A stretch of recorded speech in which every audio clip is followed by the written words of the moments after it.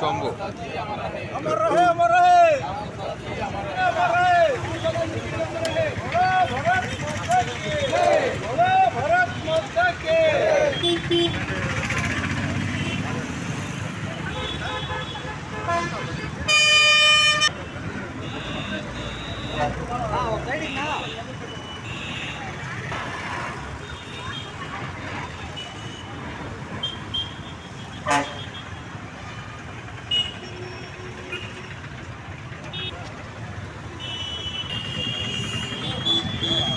ना ना गणेश ना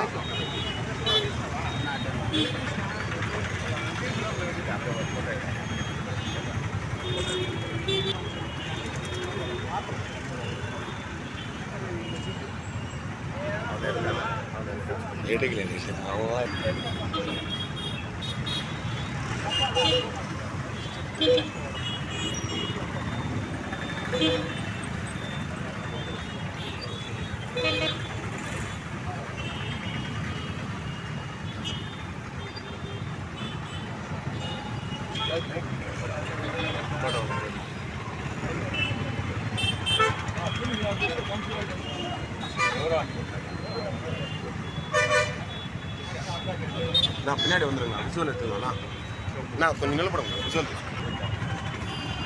फोटो अट्टा निन्न फोटो इट्टा फुल फोटो ना एनक रन्ना ना रन्ना जंबो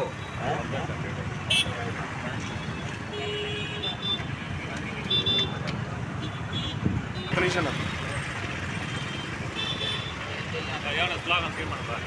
भारत माता की जय, भारत माता की जय, अमर रहे, अमर रहे, अमर रहे, अमर रहे।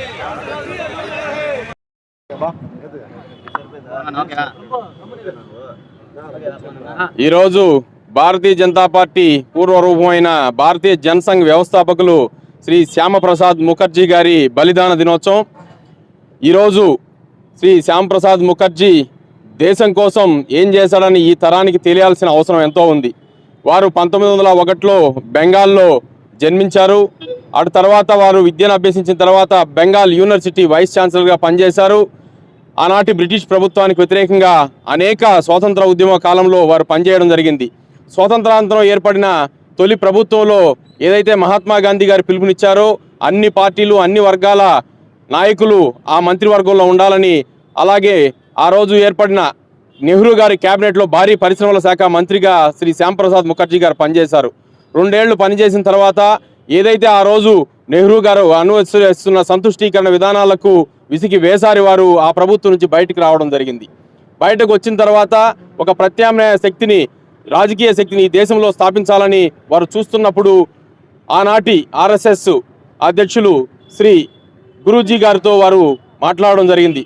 శ్రీ గురూజీతో మాట్లాడినప్పుడు మేము రాజకీయాల్లోకి రామగాని రాజకీయ పార్టీకి కావాల్సిన ప్రేరణను మేము అందిస్తామని వారు చెప్పడం జరిగింది. ఆనాటి వారి ప్రేరణ, వారి యొక్క మద్దతుతో భారతీయ జనసంఘ్ను వారు స్థాపించడం జరిగింది. ఏదైతే భారతీయ జనసంఘం స్థాపించాక కాశ్మీర్కు 370 ఆర్టికల్ను తీసుకొని వచ్చి కాశ్మీర్ను దేశంలో 2వ దేశంగా ఏర్పాటు చేసిన కాంగ్రెస్కు అలాగే నెహ్రూ ప్రభుత్వానికి వ్యతిరేకంగా వాళ్ళు పోరాటం సాగించడం జరిగింది. ఒకప్పుడు కాశ్మీర్లోకి మొన్న 2019లో 370 ఆర్టికల్స్ తీయక ముందు వరకు కాశ్మీర్కు పోవాలంటే భారతదేశ ప్రజలు పర్మిట్ తీసుకోవాలి, వీసా తీసుకోవాలి. అది మన దేశంలో అంతర్భాగమైనప్పుడు ఎందుకు ఆ విధంగా ఇస్తారని ప్రశ్నించిన వ్యక్తి శ్రీ శ్యాంప్రసాద్ ముఖర్జీ గారు. అందుకు వ్యతిరేకంగా నేను పర్మిట్ తీసుకోను, నేను భారతీయుణ్ణి, నేను కాశ్మీర్కి వెళ్తానని వారు వెళ్ళినప్పుడు ఆనాటి ప్రధాని నెహ్రూ గారు కావచ్చు, షేక్ అబ్దుల్లా కాశ్మీర్ ముఖ్యమంత్రి కుట్రబన్ని వారిని అరెస్ట్ చేసి జైల్లో పెట్టడం జరిగింది. జైల్లో పెట్టిన నెల రోజులకు వారిని మెడికల్ పరంగా వారికి సరైన వైద్య సదుపాయాలు అందించకుండా వారు క్రమేణా వారి ఆరోగ్యం క్షీణించే విధంగా ఆ రోజు వారికి వైద్య సహాయం అందించి వారి మరణానికి కారణమైనారు. మరణం మీద విచారణ జరపమన్నా ఆ రోజు నెహ్రూ గారు స్పందించలేదు. అంటే వారిని అంతమొందించడానికి కుట్ర పన్నారని చెప్పి ఆ రోజే నిర్ధారణ అయింది.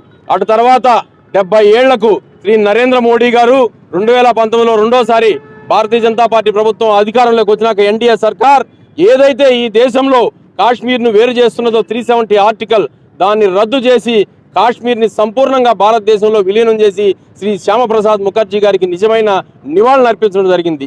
భారతీయ జనతా పార్టీ స్థాపించినప్పటి నుంచి మా అజెండాలో ఉన్న 370 ఆర్టికల్ను తొలగించడం ద్వారా వారికి నివాళులు అర్పించడం జరిగింది, నిజమైన నివాళులు.